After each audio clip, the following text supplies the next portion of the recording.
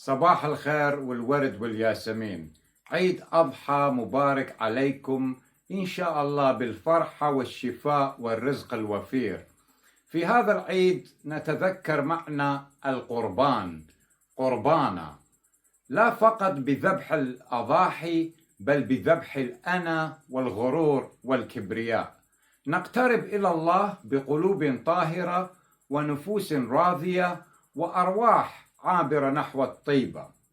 عيد الأضحى هو درس خالد في العطاء والطاعة والتسليم والثقة، وفي إن ما يقدم من القلب يرفع إلى السماء. وتذكر إن أعظم قربان هو أن نحب بصدق ونغفر ونعطي ونواسي ونزرع النور في دروب الآخرين. عيدكم بركة، عيدكم نور، عيدكم محبة تتجدد في كل نفس. بوشن بشلامة.